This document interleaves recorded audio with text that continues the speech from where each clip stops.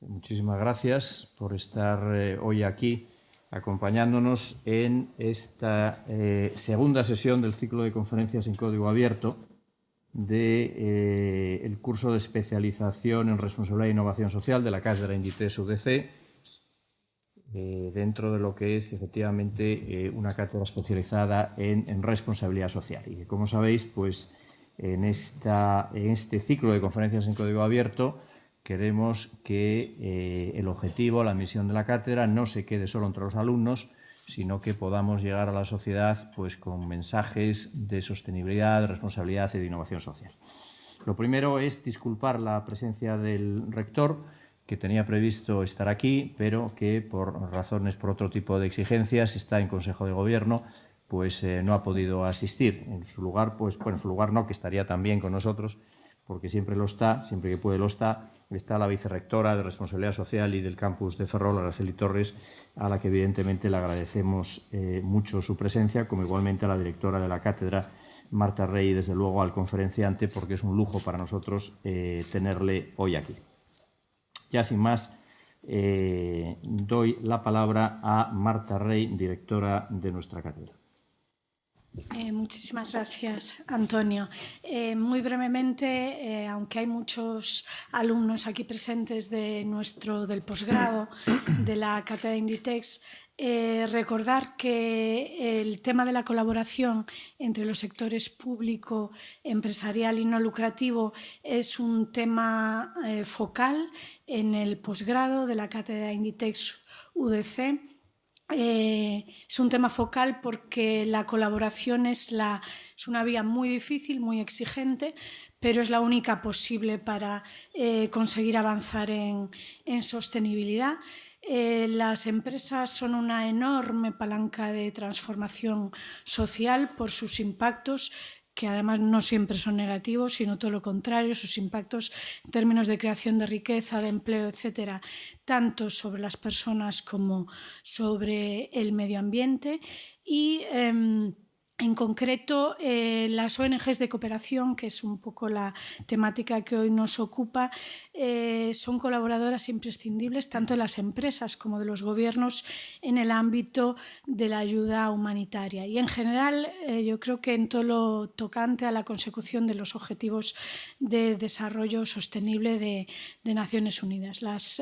La cooperación ONG-empresa es esencial para conseguir que se protejan y se respeten los derechos humanos, pero también en el ámbito medioambiental, que por otro lado está íntimamente ligado al social, por la incidencia que esa cooperación o esa colaboración imprescindible puede tener para afrontar aspectos relacionados con migraciones o crisis alimentarias, cambio climático, conflictos bélicos, etc.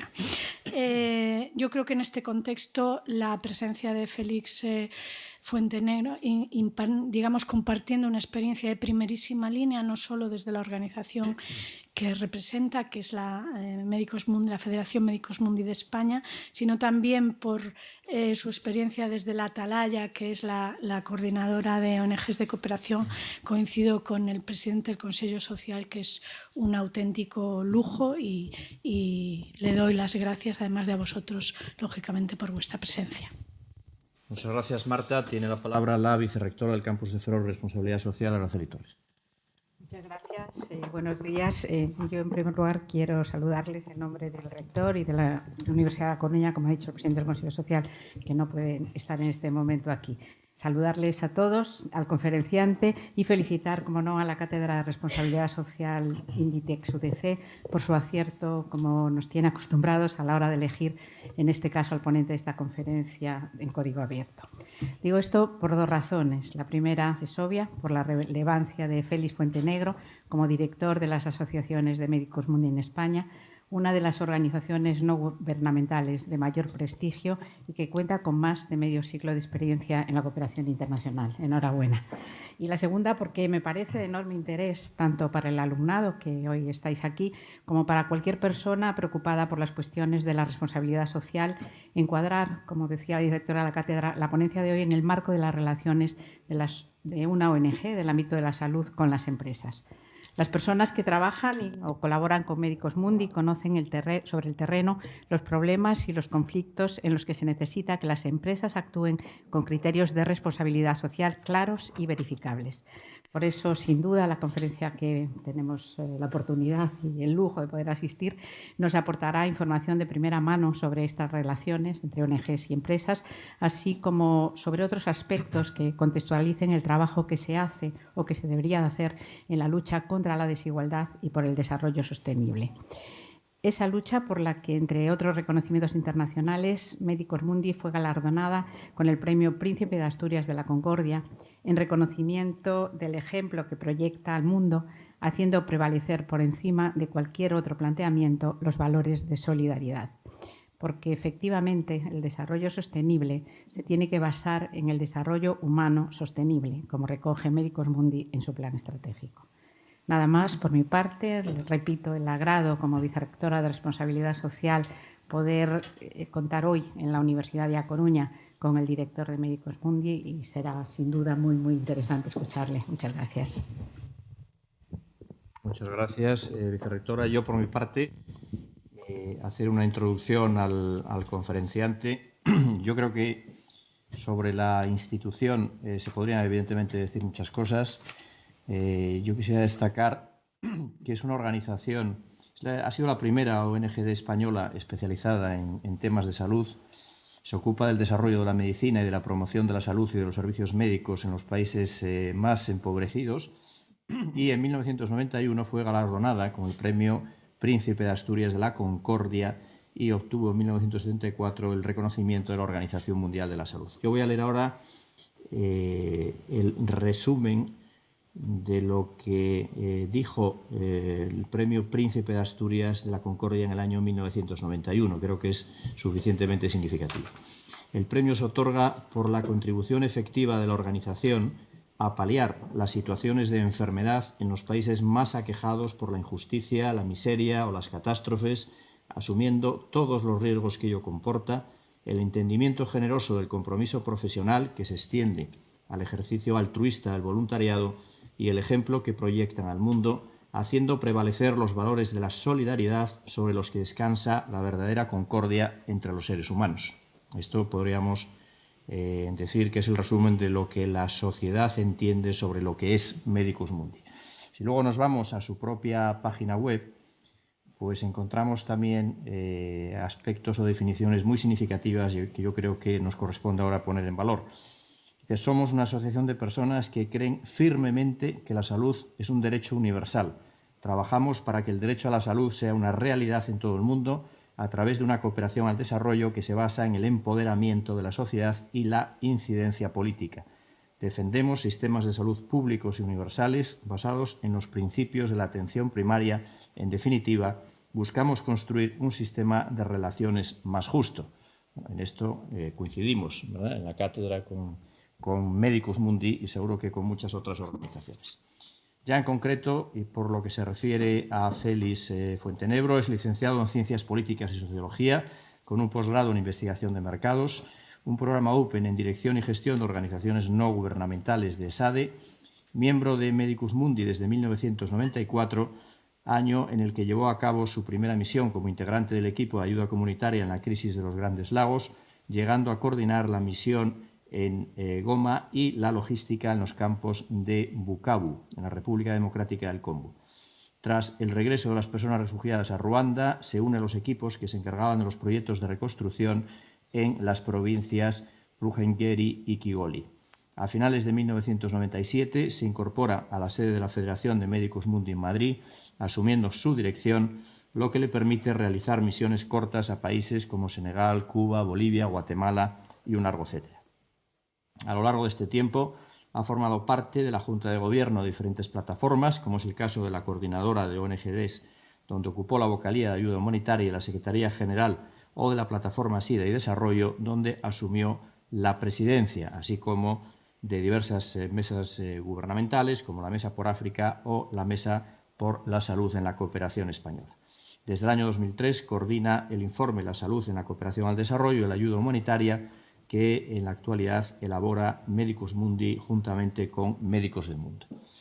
Nada más, muchísimas gracias, reitero a todos los que estáis hoy aquí y ya le paso la palabra a Félix Fuentenebro, que seguro que va a ser un auténtico lujo escuchar su exposición. Después de ella, pues tendremos un breve coloquio. Yo os animo para que con absoluta autonomía y libertad pues hagáis las preguntas que consideréis convenientes. Cuando quieras. Caray, vaya presentación. Bueno, antes de nada, no tengo hora, así que por favor avisarme según vaya avanzando. Bueno, antes de nada, muchísimas gracias por la invitación. Es un lujo para mí estar aquí, estar en la cátedra de Inditex. Y después de lo escuchado, pues bueno, me ha subido un poco los colores, ¿no?, con estas presentaciones. Yo había pensado que, bueno, siempre cuando uno llega dice de dónde viene y entonces digo, bueno, pues ya que tenemos un pequeño vídeo de 4 minutos sobre Medicus Mundi, es mucho más ameno el vídeo que lo que yo pueda contar. Digo, así que lo proyectamos ahora y luego ya entramos en materia, si os parece.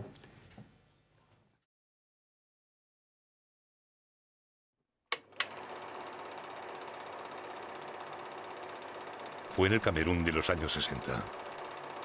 Éramos solo unos pocos médicos, médicas y enfermeras. Ver aquella vulnerabilidad nos hizo sentir la realidad cruel y cruda, y comprendimos, o quizás sentimos, que había que hacer algo. ¿Os imagináis Camerún en los años 60?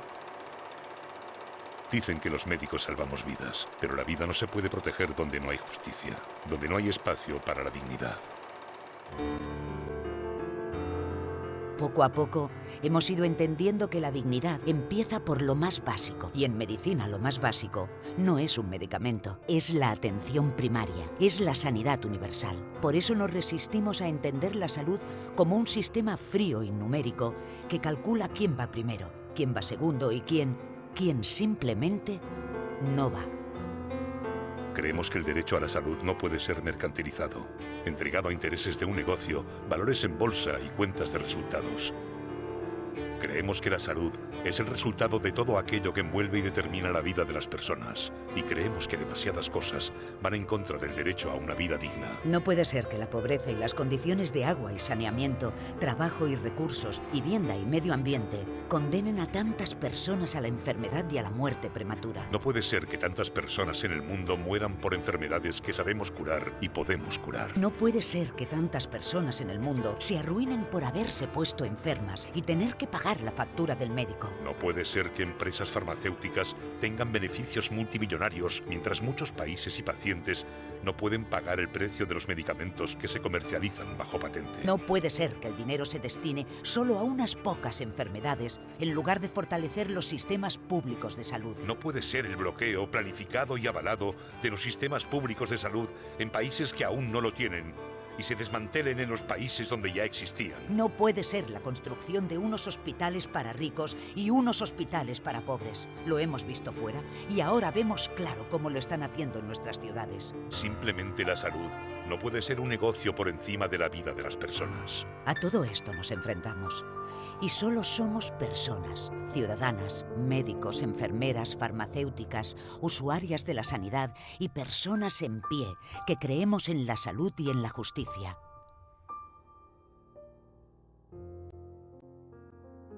Y más de 50 años después, continuamos luchando, cooperando codo a codo con pueblos y organizaciones locales para tejer redes de salud pública. Porque para nosotros cooperar es dar protagonismo a las comunidades para que sean dueñas de su propio futuro y agentes de su propia salud. Pero aún tenemos que hacer más.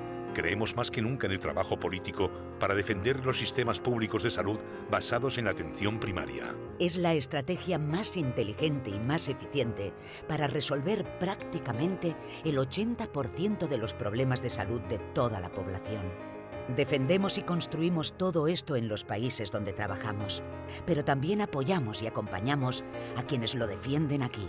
Creemos que no se puede luchar por la salud solo en casa, ni hacerlo solo en el sur. El problema es global y nos afecta a todas. Y no podremos hacerlo solas. Y no querremos hacerlo solas, porque queremos avanzar juntas, protegiendo la vida y la justicia para todas las personas, porque la vida no tiene precio.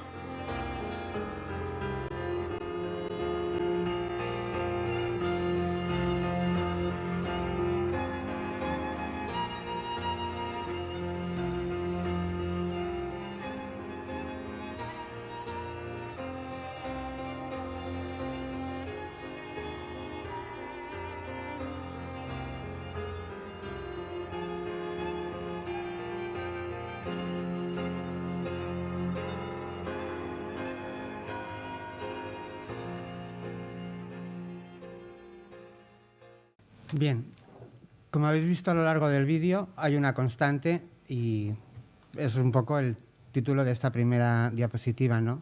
La empresa forma parte del paisaje. Desde que Medicus Mundi surge en los años 60, la empresa ha sido una constante, pero nunca ha sido una foto fija, sino ha sido algo que ha ido evolucionando. Y en esa evolución que ha tenido la empresa y que ha tenido la organización, pues nos hemos ido encontrando, en unos casos para forjar alianzas y en otros casos pues han sido un poco los receptores de nuestra ira y de nuestra y de nuestras incomodidades, ¿no?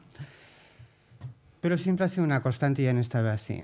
Pensemos que lo que voy a hacer en la exposición es un poco un recorrido con momentos que han marcado tendencias o por un lado o en otros casos han sido hitos importantes. Aunque hable de Medicus Mundi, en general es el mundo de la cooperación. La ventaja de militar en una organización tan antigua es que ha evolucionado con el conjunto de las ONGs, ¿no? Entonces, muchas de las problemáticas y de las cuestiones que voy a contar son comunes a todas las ONGs, no son exclusivas de Medicus Mundi. Algunas, por su peculiaridad, sí. Por ejemplo, todo lo que tiene que ver con la industria farmacéutica o los laboratorios farmacéuticos, ¿no? Bueno, Medicus Mundi, eso, surge en el año 63, pero bueno, en el año 65, para que os hagáis una idea, pues España está en el número 100 de los países del IDH, Índice de Desarrollo Humano. Es decir, era un país pobre, situado en lo que ahora sería pues, Mauritania, Uruguay, en esos puestos, ¿no? Evidentemente, en España lo que primaba eran las cuestiones más de carácter político interno, había mucha conflictividad política y social. Y las ONGs que hay en España pues son las que se conocen como de primera generación o asistencialistas, muy vinculadas a la Iglesia. No había otra forma de hacer una organización. O sea, todas dicen, no, de inspiración cristiana. ¿Qué significa eso? Pues que había lo que había y si la gente tenía inquietudes y quería asociarse, pues lo hacía bajo los principios de la Iglesia Católica, ¿no? Y Medicus Mundi, como habéis visto en el vídeo, pues se dedicaba a ayudar, a enviar médicos, material sanitario a los proyectos. Y empezamos por Camerún, pues bueno, pues porque también había una vinculación de la gente que formó Medicus Mundi pues con ese país por temas y vinculaciones misioneras que veremos también luego, ¿no? Pensar que es la época en la que, en esta época, en los años 50, es cuando nace el concepto de responsabilidad social corporativa en Estados Unidos. Si bien en Europa no llegará hasta bastante más tarde, hasta los años 90. Y surge en Estados Unidos paralelo al tema de los movimientos sociales. Es famosa frase de Martin Luther King, ¿no? Ese es el momento en el que nace la responsabilidad social corporativa y las inquietudes, ¿no? Y bueno, y también es el momento en el que empieza a conocerse en Europa, no tanto en España, la existencia de una filantropía. Las ONGs no tenían subvenciones como ahora, no había convocatorias, no recibíamos dinero del Estado. Entonces, ¿cómo se financiaban? Pues se financiaban con dinero de amigos y familiares. Y pues bueno, en el norte, sobre todo en País Vasco, Navarra, La Rioja y demás, pues bueno, sí que funcionaba el tema de ya sabéis, ¿no? El primer hijo heredaba, el segundo a las misiones o al ejército, ¿no? Entonces había mucho dinero, o sea, había mucha colaboración del entorno para que las misiones pudieran funcionar, ¿no? Y bueno, y sí que empezábamos a recibir la idea de que había benefactores y gente filantrópica que estaba interesada en financiar lo que se hacía, ¿no? Pero bueno, no dejaba de ser un acto voluntario y altruista y muy vinculado a las creencias católicas, las ayudas que se recibían, ¿no? Bueno, pues es lo que decía, estos son imágenes todas de los inicios en Camerún. Como veis, lo que hay aquí, un coche, una ambulancia, medicamentos y una estructura que se hizo, todo esto eran donaciones de empresas. Es decir, en aquel momento la otra alternativa a la financiación era llamar y muchas veces te pagaban los pasajes o te daban directamente material, te daban el coche o te daban los medicamentos y tú lo enviabas, ¿no? Y esa es la colaboración que había con las empresas y las misiones funcionaban por ello, ¿no? Avanzamos hacia los años 60 y ahí los movimientos sociales en España pues ya empiezan a cuestionar la ortodoxia económica predominante, ¿no?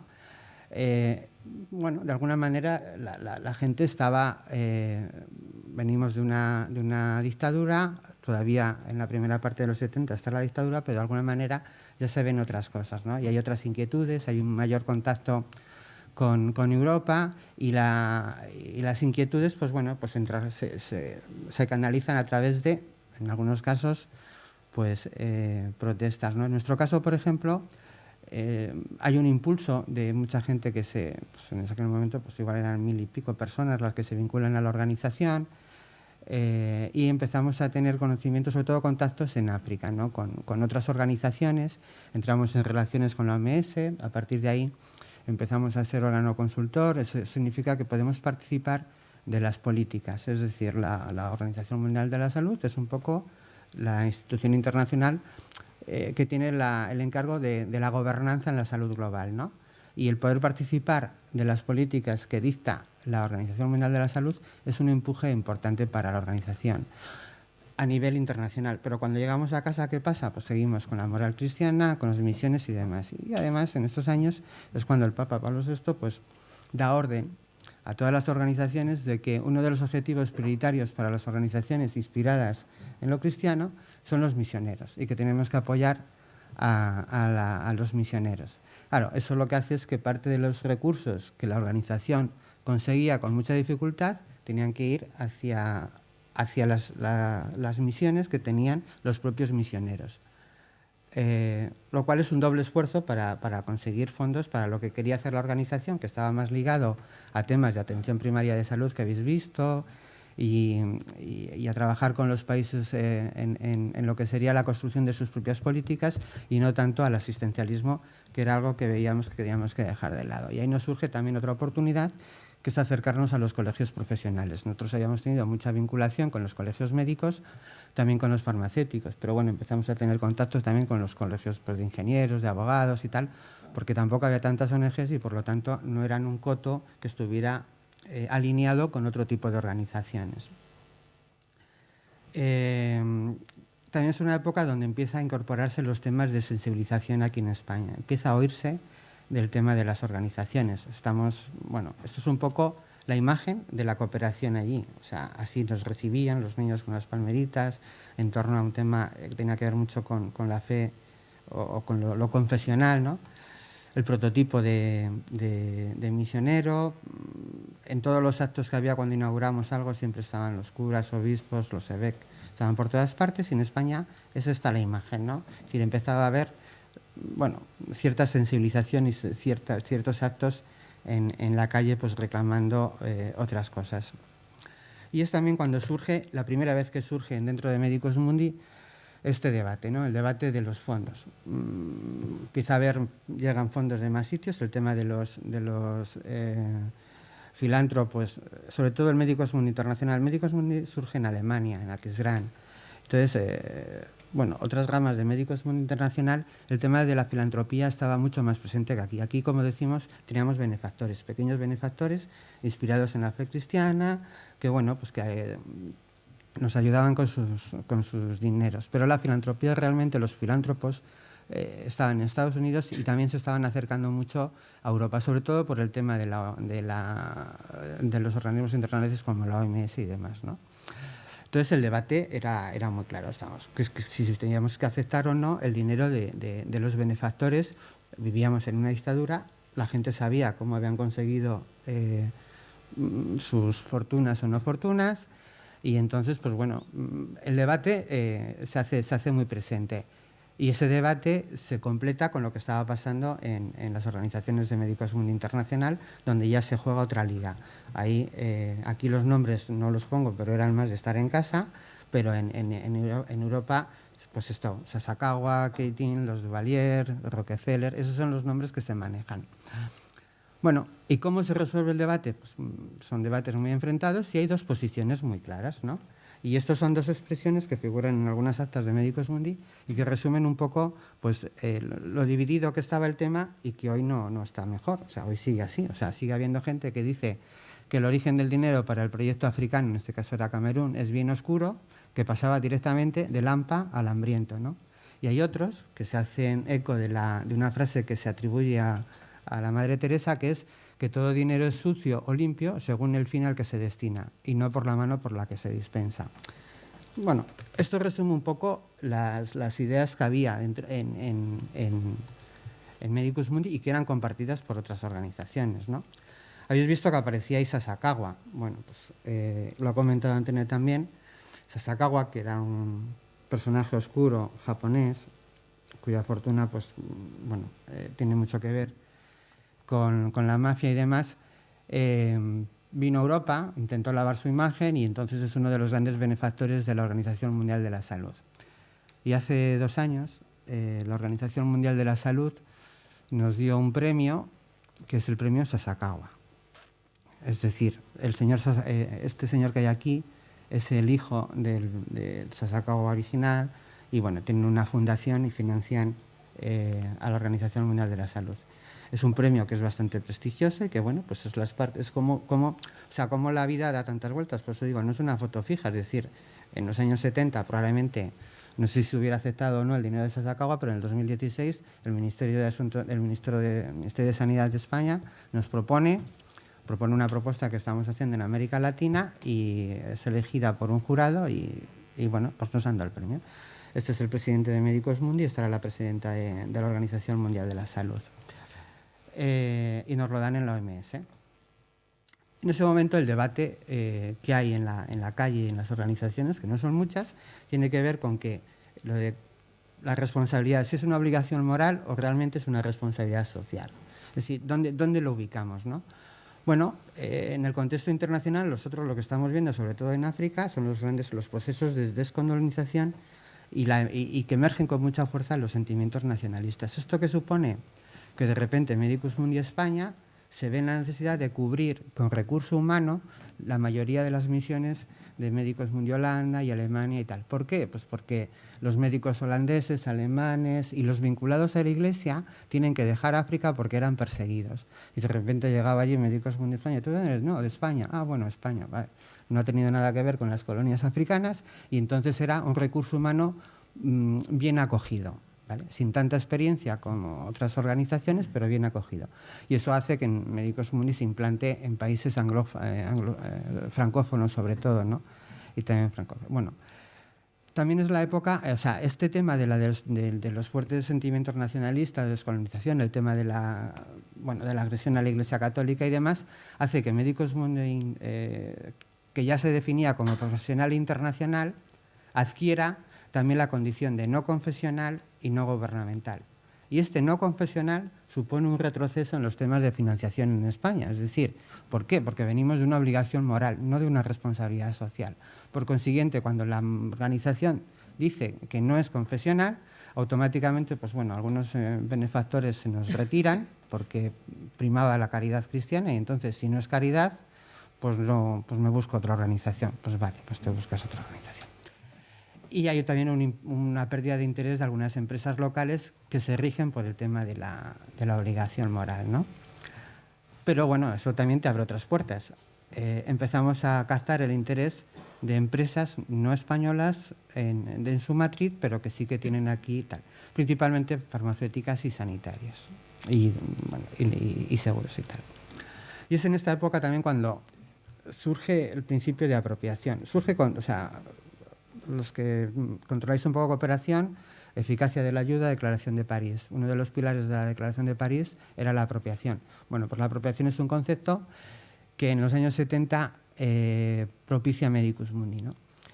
Es verdad que no con el contenido que tiene ahora la eficacia de la ayuda, pero bueno, y que es un concepto bien acogido sobre todo por la industria farmacéutica y por los seguros sanitarios. Lo que ya estamos diciendo es que hay que superar la fase de la acción curativa, es decir, no tiene sentido ir solo a curar, sino que tenemos que trabajar más en las políticas. Entonces, lo que decía al principio, todo lo que es prevenir y promover la salud, ¿no?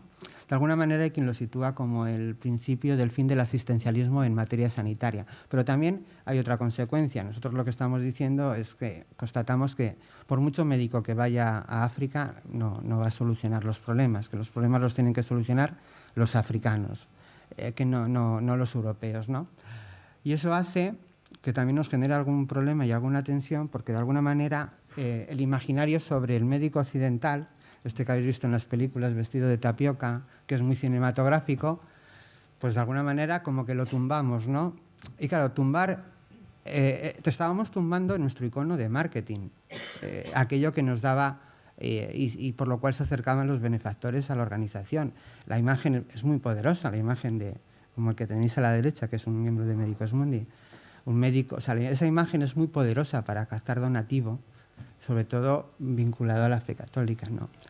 Pero nosotros queríamos que fuera la otra imagen, la imagen que tenéis al lado, la que empezara a hablar por la organización y no tanto lo que había a la derecha. Bueno, estas dos imágenes finalmente conviven durante mucho tiempo y en la actualidad siguen conviviendo. Ya no hay médicos, o sea, salvo en los temas de ayuda humanitaria, en los temas de desarrollo, ya no enviamos médicos a hacer de médicos, pero sí a hacer gestión. Pero la imagen esta de vacunando y tal ya básicamente queda reducida a campañas de ayuda humanitaria, temas nutricionales y tal, ¿no? Pero bueno, tiene eso. Y llegamos a la segunda parte de los años 70, donde bueno, pues, España había pasado a ser un país ya estaba dentro de los países de desarrollo alto, estaba en la posición 55, dejamos atrás la dictadura, en el 78 se aprueba la Constitución y pasa algo que es interesante. En la Constitución, creo que es el artículo 38, por primera vez aparece lo del derecho de libertad de empresa. Claro, la empresa aquí, en los años anteriores, tampoco es como la imaginamos ahora.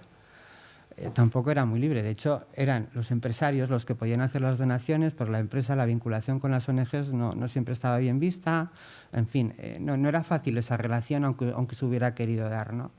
Y para nosotros hay un tema que es fundamental en lo que tiene que ver con la actividad que hace la organización, que es la Conferencia Internacional sobre Atención Primaria de Salud en Almata, donde estamos muy presentes. Cuando lo comenté antes, que fue en el año 73 o 72, la OMS nos declara órgano consultor, un órgano asesor de la Organización Mundial de la Salud, y eso nos da derecho a estar presentes en Almata y además a estar presente antes la Organización Mundial de la Salud hacía 2 asambleas, una en África y otra en Ginebra.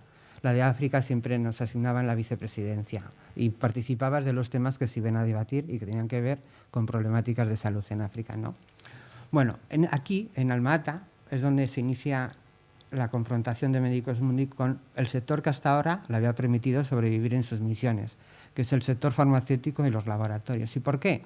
En Almata, bueno, cuando se reúne mucha gente en sitios como este, si hay buen clima, pues eso, la asociación de la amistad, ¿no? Ahí, y te comes el mundo, que es lo que hay que hacer, ¿no? Y sales con unos grandes objetivos. En ese caso, en Almata en el 78, el objetivo es salud para todos en el año 2000, ¿no? Pero al mismo tiempo la empresa privada se coló en Almata, sobre todo los laboratorios. Hicieron un fuerte cabildeo y lo que venían a decir es que solo los estados no podrían conseguir ese objetivo. Si no se contaba con la empresa privada, era imposible que hubiera salud para todos. ¿Y por qué? Pues ya dijeron ahí. Pues porque el control de los medicamentos, del I+D+I sobre ciertas enfermedades no estaba en los estados y sobre ellos no tenía fuerza los estados. Por lo tanto, la empresa dice, o juego yo aquí también, o si no, no juega nadie. Entonces, empiezan las negociaciones entre los estados y la industria farmacéutica y, bueno, pues los estados tienen que hacer, y es cuando empiezan a hacer lo que luego veremos más adelante, el cortejo hacia la empresa para incorporarla al desarrollo y a las causas sociales, ¿no? ¿Qué es lo que estaba pasando en el fondo? Pues que el sector privado lucrativo se había dado cuenta, y el no lucrativo también. Nosotros somos sector privado no lucrativo y hay un sector privado lucrativo. El sector privado en general se da cuenta de la importancia de la agenda social y decide tomarla. Nosotros, las ONGs Medicus Mundi, participando en el diseño de las políticas sobre gobernanza en salud y tratando de que todo el tema de atención primaria de salud prevalezca, y el tema del acceso universal y el acceso a medicamentos, en fin, prevalezca. Y la empresa privada lucrativa viendo y dándose cuenta y siendo consciente de que el tema, en este caso, de la salud, que ahora sí está más enfocado a la salud, pues es un negocio más que interesante, tanto como servicio como proveedores del servicio. Entonces, ¿qué pasa y cuál es la batalla que se que se celebra en esta época con la industria, con el sector privado farmacéutico y que perdemos las ONGs y pierde la sociedad civil en general, el del acceso a los medicamentos.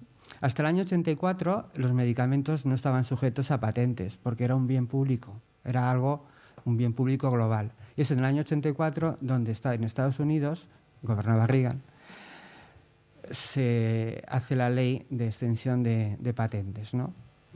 A partir de este momento los medicamentos dejan de ser considerados un bien necesario.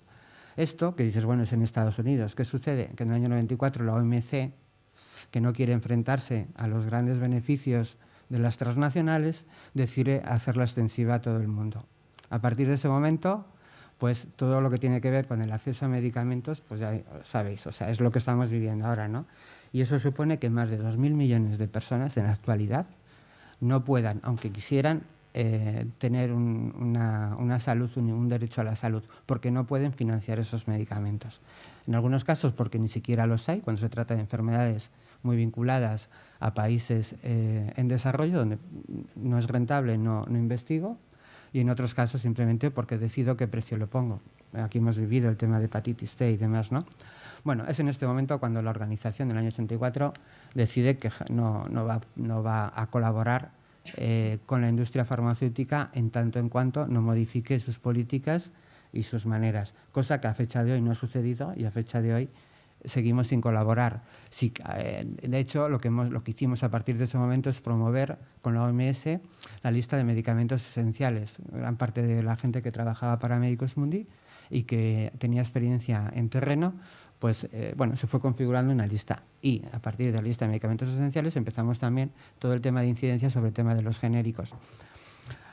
Y de hecho ahora, hace 6 o 7 años, cuando revisamos el código de Medicus Mundi, pues se abre la puerta a colaborar con laboratorios que exclusivamente trabajen con medicamento esencial o genérico. Con el resto no se colabora.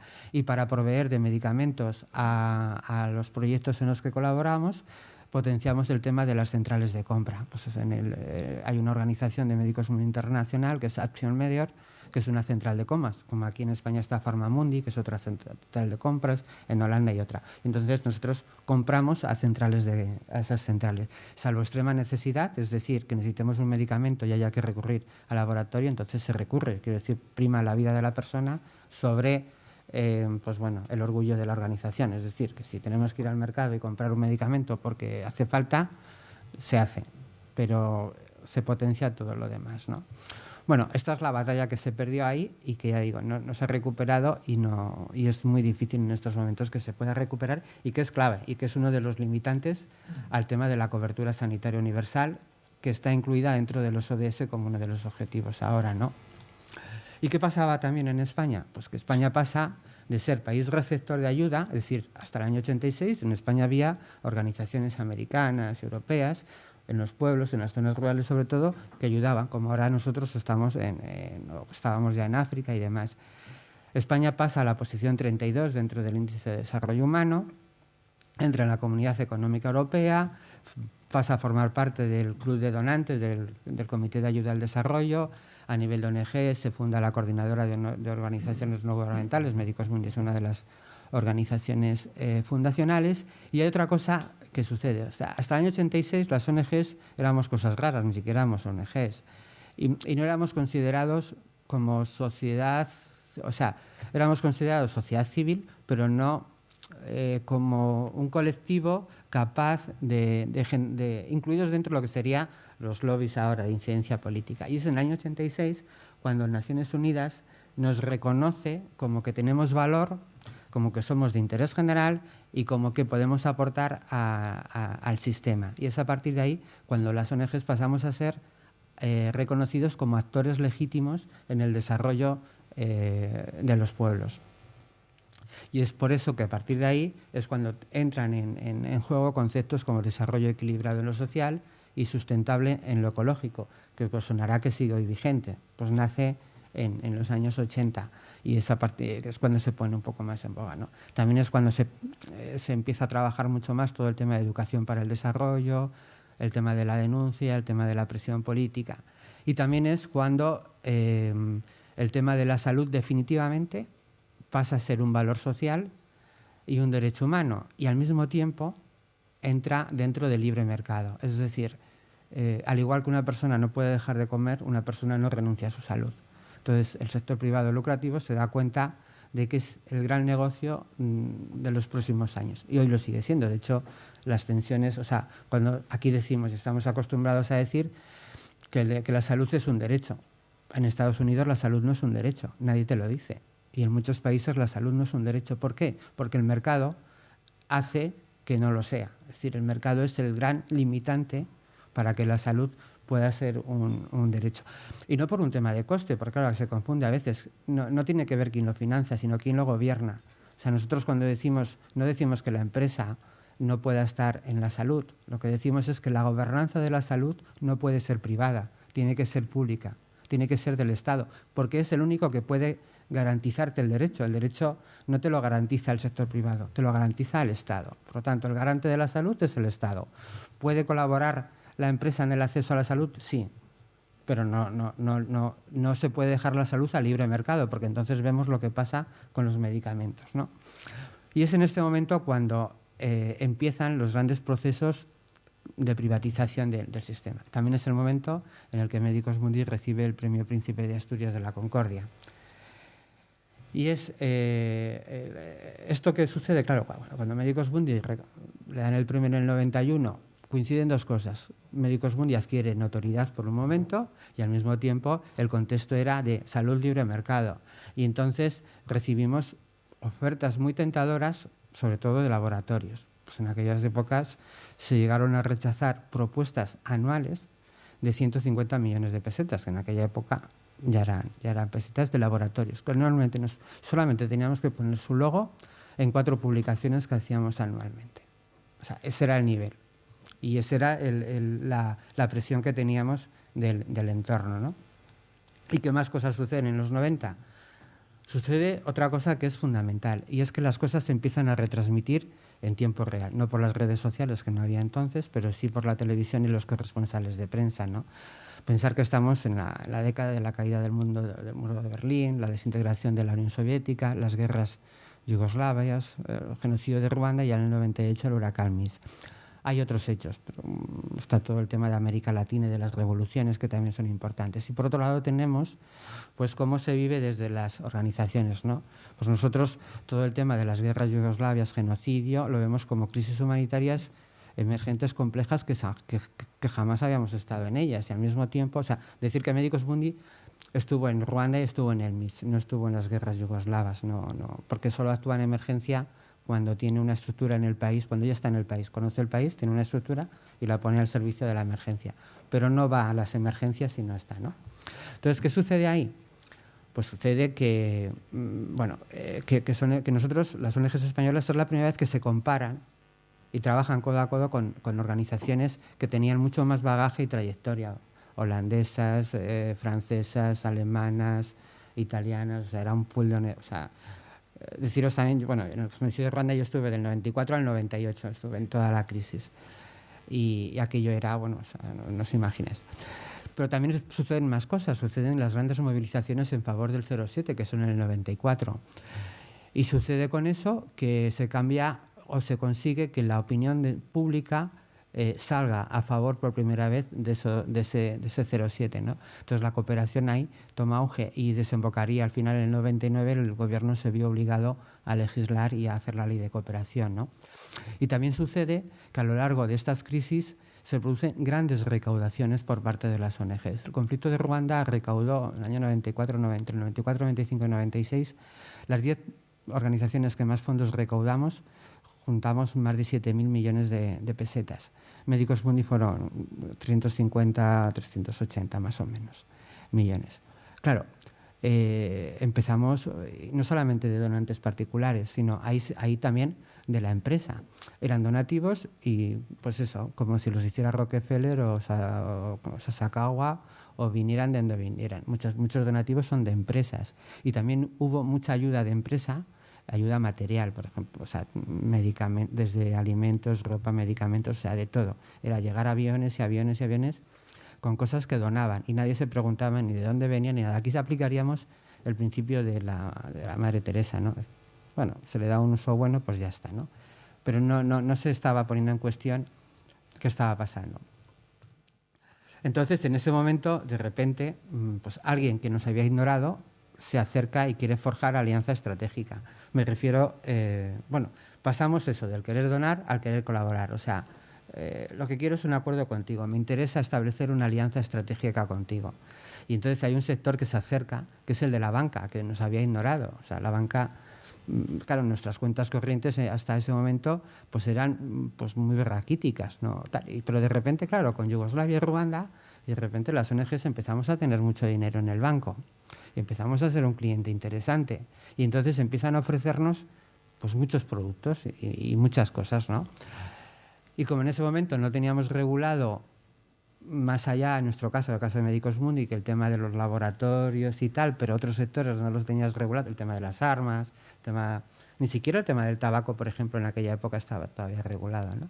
Entonces, claro, pues te ofrecen productos, ¿no? Pues el primero fue, en nuestro caso, Caja Laboral, con el que se firma una alianza, entonces las tarjetas Affinities, que daban, no había, como ahora están todas estas tarjetas que te dan puntos y tal, eran las únicas, y entonces la verdad es que te dejaban bastante dinero, ¿no? Entonces, bueno, pues Médicos Mundi en estos momentos sí tiene 4, o sea, selló 4 y sigue con, no son estas las originales porque con las fusiones a veces hasta perdemos de vista de dónde surgió, ¿no? Pues unas eran de Bankia, tal. Bueno, y también el tema de los fondos entonces, aquí no hay ningún debate con las tarjetas Affinities, es un producto que recauda y ya está, y además proyecta tu imagen en la propia tarjeta y tal. Pero surge el otro producto, el tema de las inversiones socialmente responsables, los fondos de solidaridad. Y ese fue el primer momento en el que hay un gran debate entre las organizaciones y fue un poco como la guerra. Yo participé de ellos. El primero que se creó fue con el Banco Central Hispano. Y claro, juntar ahí organizaciones ecologistas, sanitarias, desarrollistas, cooperativas de mujeres. Claro, o sea, pues todo el mundo dice, yo veto, por ejemplo, Médicos me dice, yo veto alcohol, veto tabaco, veto guerra.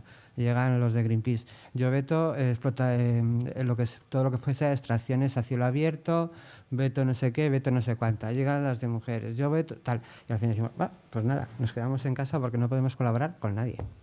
Porque, claro, no podemos hacer, ahí es donde fuimos conscientes de que no podíamos hacer un código que nos sirviera a todos. Porque donde poníamos podíamos tener muchas líneas rojas, pero las que de verdad nos importaban a cada uno, no cedíamos. No, o sea, a mí me decían, no, porque el alcohol, es que el alcohol socialmente admitido y tal. Entonces yo cedo y dije, vale, cedo cerveza, que además la FAO la consideraba como un alimento básico y tal, cedo al vino, por el tema de que estamos donde estamos, de la ribera y tal, pero no cedo a los destilados. Vale, pues entonces los destilados se tienen que quedar fuera. Claro, tabaco ni hablar. Bueno, estamos contra... En fin, son debates... Claro, igual que llegó Greenpeace, ecologista, y dijo, o sea, pues, ¿vosotros sois conscientes de lo que supone las minas a cielo abierto? Joder, cuando empiezan a contarte, es que, en fin, te entran los escalofríos y dices tú, pues vale. Entonces, claro, de repente nos quedábamos bloqueados. Bueno, al final hubo que buscar algunos mecanismos porque, digamos que nos engañamos a nosotros mismos, o nos hicimos un poco así la pílula y dijimos, vale, lo importante de este proceso es que nos hemos juntado y que hay que iniciar los debates y que tarde o temprano cada organización tendrá que decidir a su interno si quiere o no quiere tener ese código. Y que es verdad que gente con la que yo no colaboraría, tú puedes colaborar y no pasa nada. Es decir, si hay alguien que quiere colaborar con los laboratorios, pues podrá colaborar, pero Médicos Mundi y una organización que se precie de ser una organización sanitaria jamás podría colaborar, como tampoco puede colaborar con el tabaco o con otras marcas. Pero claro, mi conocimiento sobre el tema de empresas que se dedican a la minería pues es más limitado, que se dedicaban a otras cosas, ¿no? En fin, y es aquí cuando surge también, estando en ese debate, surge algo que fue muy importante para el mundo de las ONGs de desarrollo, que es el caso Fortuna, que supongo que no os acordaréis la mayoría de los que estáis aquí, pero bueno, fue un tema...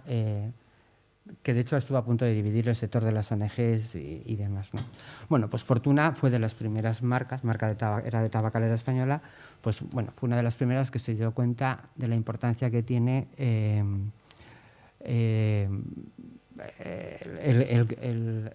promocionar la responsabilidad y los valores que tienen que ver con la gente joven y tal. En esos momentos los valores predominantes tenían que ver con el tema del 07 y lo que el 07 había supuesto, ¿no? Que eran las grandes acampadas en la Castellana, reclamando más cooperación, como imagen de fondo el conflicto de Ruanda, el genocidio y demás, las ONGs españolas por primera vez en el exterior. Verano, no hay muchas noticias, los medios de comunicación estaban todos por allí, telediarios, tal, patatín. Iban los medios allí a hacernos reportajes a los campos de cómo estábamos, no sé qué y tal. Y entonces, claro, se convierte en algo como muy atractivo para la gente joven. Y Tabacalera pues lo vio enseguida, lo vio con el tema de Fortuna y saca esta campaña. Y esta campaña lo que quería era crear un fondo solidario, un fondo de dinero al cual las ONGs luego podíamos concurrir pues, para conseguir esos dineros para los fondos. Entonces, en aquel momento la presidencia de la coordinadora la tenía Medicus Mundi. Claro, Medicus Mundi encima era tabaco. Entonces, claro, pues a lo mejor con mucha arrogancia, y a lo mejor no sé si tenía que haber sido así o no, pero convenció a la Junta de la Coordinadora para que dijera, no, nadie puede coger dinero de esta campaña, de este fondo solidario, primero porque se está apropiando, que era lo más duro, no ya por el dinero, sino se estaba apropiando de los valores de la solidaridad, que luego es algo que hemos visto más adelante, sobre todo con el tema de los coches, anuncios de BMW, anuncios de muchas empresas van hacia el tema de la responsabilidad social corporativa y la venden pues con los valores que se estaba vendiendo todo el tema de la solidaridad, ¿no? Y entonces, bueno, pues hay organizaciones que rompen las disciplinas de la coordinadora y deciden que quieren ese dinero y se presentan. Entonces eso generó pues una crisis importante en la coordinadora, que se resuelve generando un grupo de trabajo, que es una propuesta que hacemos un chico de Intermón, otro de Codespa y yo, para debatir a lo interno un código de conducta. Ahí está el origen del código de conducta de la coordinadora y el código de conducta de luego posteriormente de las empresas. Es el origen, por ejemplo, del primer código de conducta de Medicus Mundi, es decir, a partir de ahí se inicia un debate a lo interno y se constituye el primer código, ¿no? Bueno, no era muy novedoso, en aquel momento sí, hoy nos puede parecer que quizá es un poco insuficiente, de hecho luego se revisaría más adelante hace unos años, pero bueno, pues entraba el tema, líneas rojas, pues el tema de los derechos humanos, fundamental, el tema de los convenios fundamentales de la OIT, los 8 convenios, el tema del medio ambiente, pues todo el tema de empresas que fabriquen armas, trafiquen con ellas, todo lo que tiene que ver con salud pública y que no se potencie el consumo de productos dañinos para la salud como el tabaco y la tal. Estas son un poco las líneas rojas del primer código que tiene Medicus Mundi, a partir del cual, pues en teoría negocias, ¿no? Y claro, y como nos hemos venido arriba con lo del código, pues de repente dijimos, a ver, ¿y esto cómo buscamos la coherencia de lo que decimos con lo que hacemos? Entonces, en ese momento, desde Ecuador, donde estábamos trabajando, pues resulta que hay una población indígena que estaba sufriendo las consecuencias de la forma de extraer petróleo de Tepsaco, ¿no? Y los habían demandado por daños al medio ambiente. Y entonces estábamos nosotros ahí y dijimos, joder, pues si también se les podría demandar por daños a la salud, pero habría que hacer la prueba. Y entonces decidimos llevar a cabo una investigación y un estudio sobre el impacto de la actividad petrolera en la salud de las poblaciones indígenas de la Amazonía ecuatoriana. Investigación que nos costó, también nos dio un soplo de realidad, ¿no? Ahí aprendimos muchas cosas. Aprendimos que nadie muerde la mano que le da de comer. Los medios de comunicación, evidentemente, en el primero de Yanacurito, pero a continuación nos vinimos arriba y hicimos uno que tenía como foco a Repsol. Claro, ¿quién financia la publicidad en los medios de comunicación? Pues a partir de ahí dice, claro, si publico esto, me retiran la publicidad y si me retiran la publicidad, pues el grupo tal. Claro, lo primero que te decían, dice, ¿tú sabes cuánto mete Repsol en publicidad en mi grupo? Dice, pues con eso te lo he dicho todo. Con lo cual, desde el punto de vista de los medios, pues ahí nos dimos cuenta de cuál es el mundo real y bueno, y que teníamos que ver cómo convivir con ese ostracismo al que nos llevaban, ¿no? Lo llevamos bien, porque conseguimos otras cosas, lo metimos a través o sea, las conclusiones de los informes las llevábamos a foros de expertos, a universidades en Estados Unidos sobre todo y demás.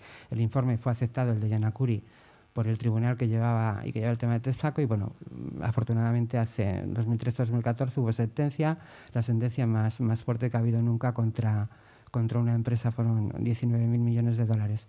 No los van a cobrar porque Tepsaco ya estaba fuera de Ecuador.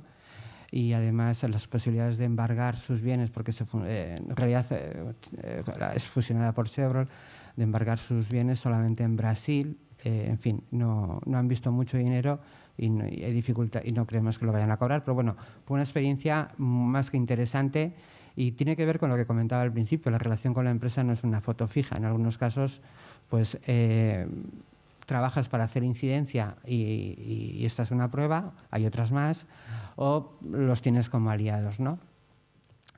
Y también en estos años se empieza lo que yo defino siempre como el cortejo de los organismos internacionales, sobre todo al sector privado lucrativo. A ver, pues claro, los ODM ya nos demostraron que ya tenían en su literatura, cuando los aprobaron, que la empresa tenía que ser un actor importante. Entra de aquella manera en los objetivos, entra de aquella manera en el debate que hay a nivel internacional en Naciones Unidas, en la Asamblea cuando se aprueban, y tal, como diciendo, o sea, las grandes limitaciones que hay para que fuera reconocido como un actor total es que funcionan con una moral y una ética distinta a la que tiene la sociedad civil, sobre todo aquella que viene liderada por la sociedad civil no lucrativa. Es decir, los valores de Medicus Mundi no son los mismos que los valores de Inditex.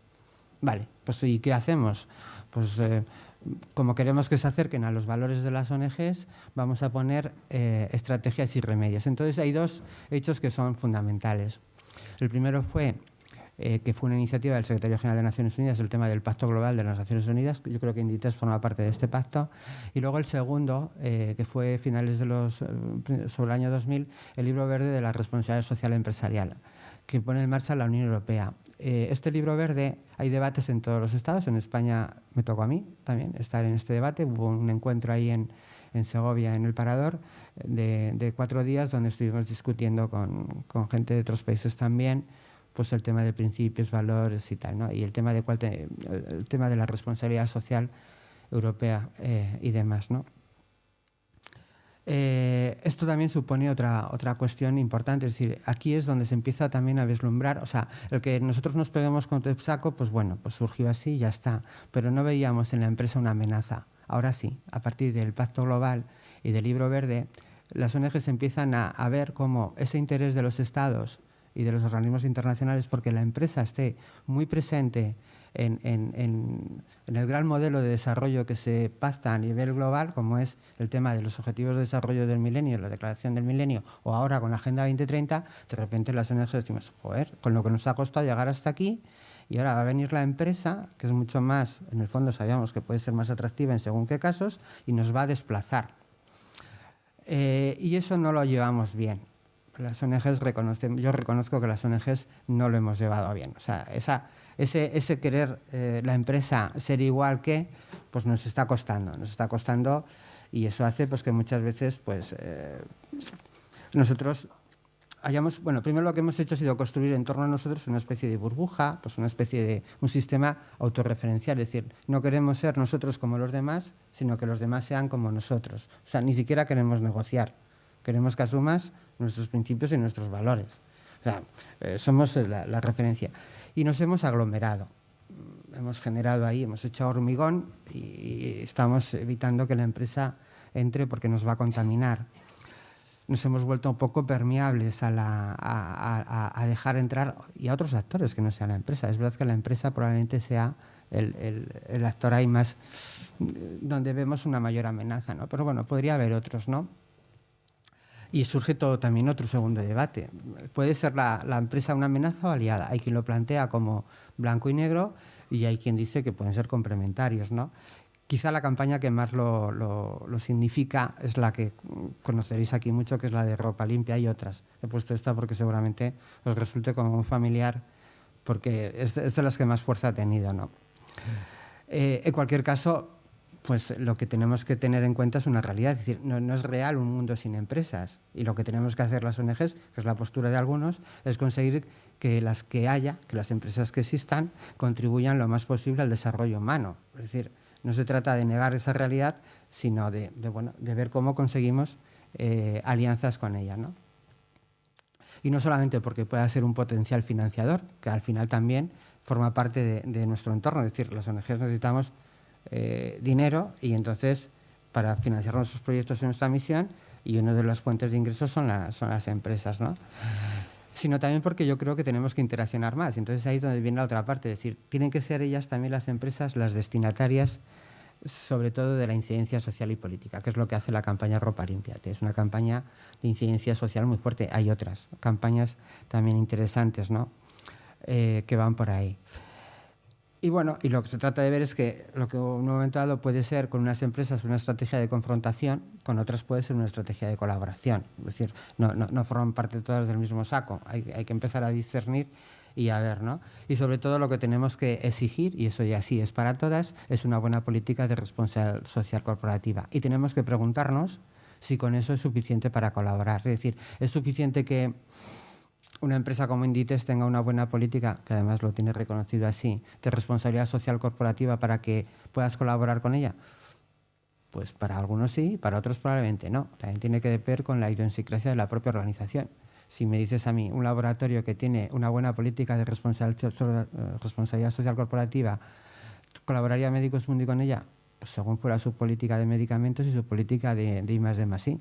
Si resulta que tiene una política de medicamentos esenciales interesante y además entre sus programas de investigación están temas como la malaria, el SIDA, el dengue, el Chagas, la leishmaniasis y tal, pues a lo mejor.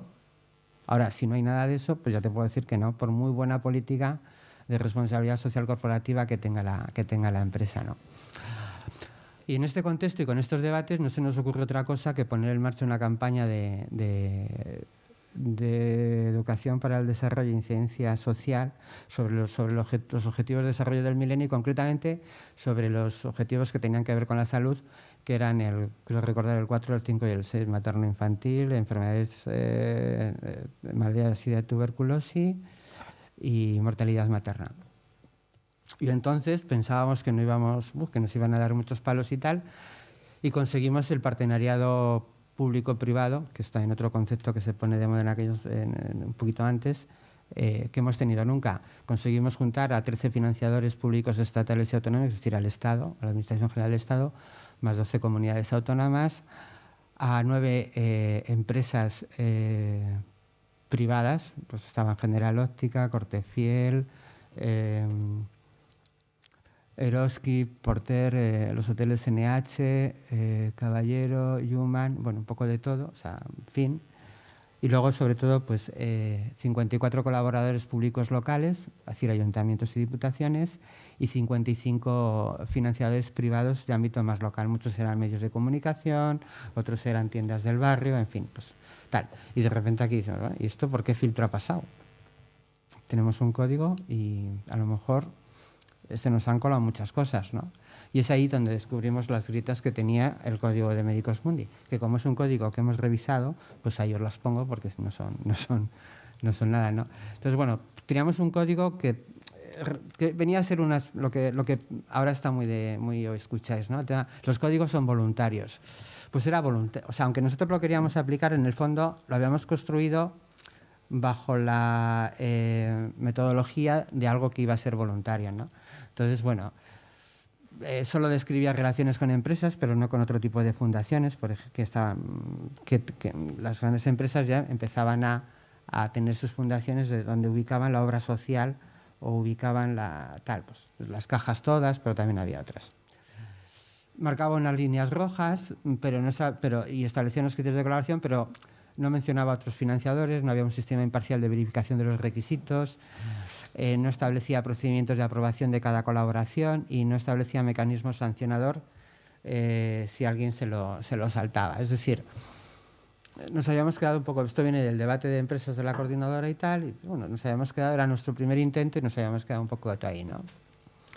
Pues bueno, tenemos un segundo debate, se renueva el código y la pregunta que nos hacemos después de aprobar ese código es, bueno, ¿y estamos ahora listos para nuevas alianzas?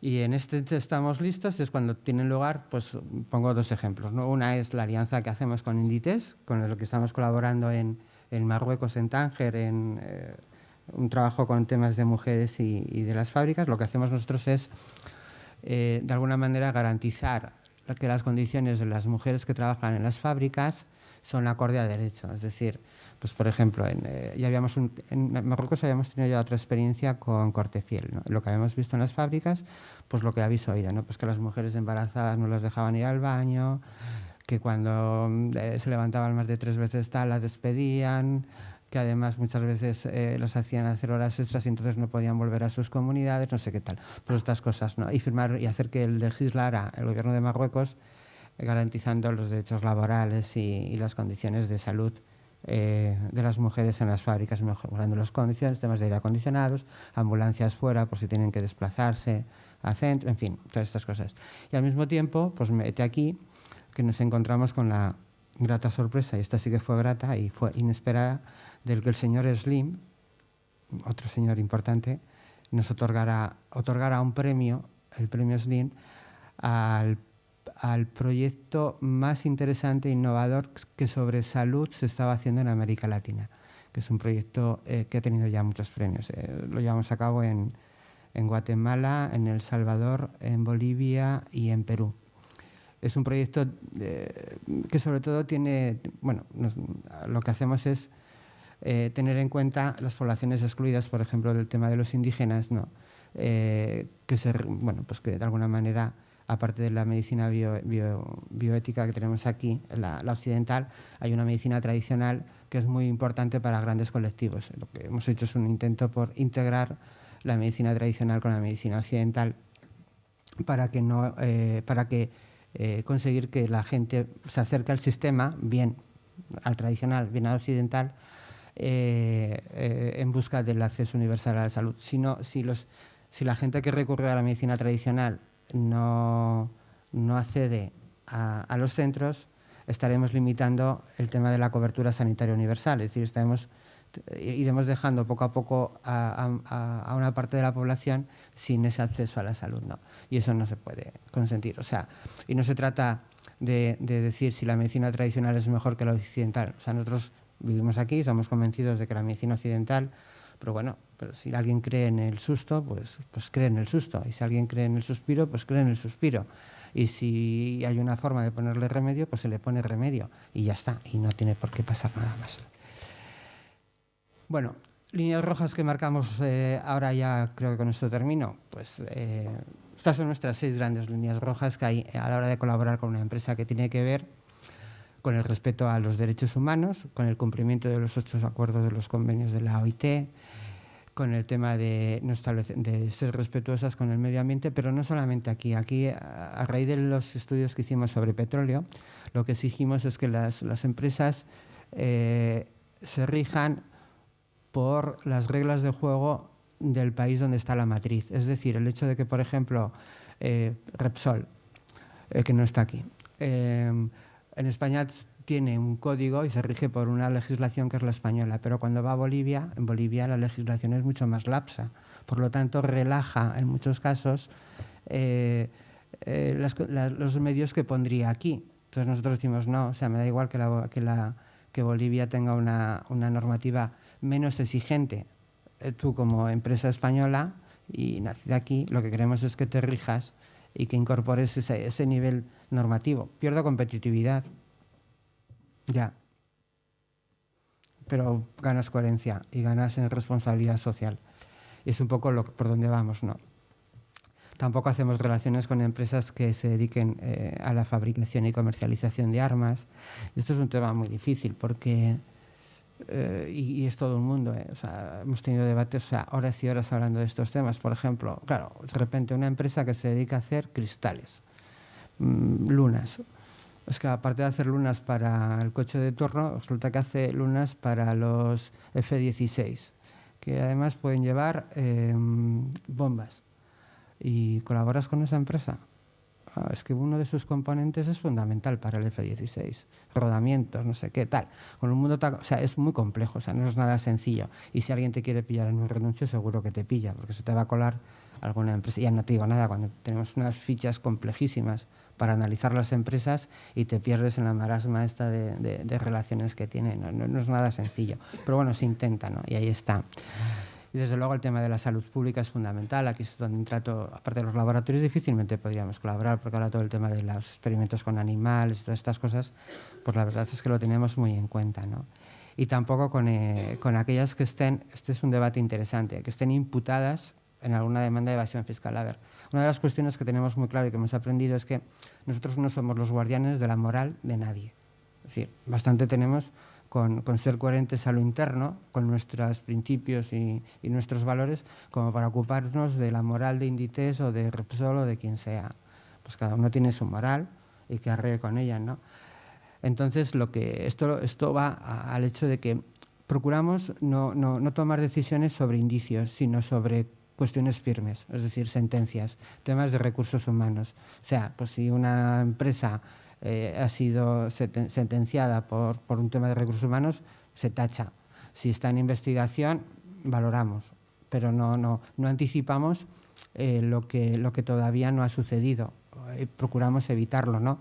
El tema de la evasión fiscal es delito, fuera. Aquí no está, pero está el otro tema, que es el de la ilusión fiscal. Claro, ¿moralmente reprobable? Sí. ¿Es ilegal? No. Valoramos. Y cuando decimos valoramos es que sopesas con otras cosas. Es decir, vale, hace elusión fiscal y además maltrata a los trabajadores y además no sé qué tal, pues pesa para el otro lado. Hace elusión fiscal, vale, pero tiene una política o una obra social muy interesante o tiene un programa de incorporación de discapacitados no sé qué tal, no sé qué tal, valoras. Vale, o sea, porque yo creo que nadie puede arrogarse el ser el guardián de nada, que es un poco lo que se ha pretendido también. Las ONGs no somos los custodios de la moral. Nuestros valores pueden estar muy bien, y no quiero mencionar a Groucho, pero bueno, a lo mejor hay otros que los tienen mejores, ¿no? Es verdad que son los predominantes ahora, los valores de las ONGs y los principios de las ONGs, pero no tienen por qué seguir siendo así.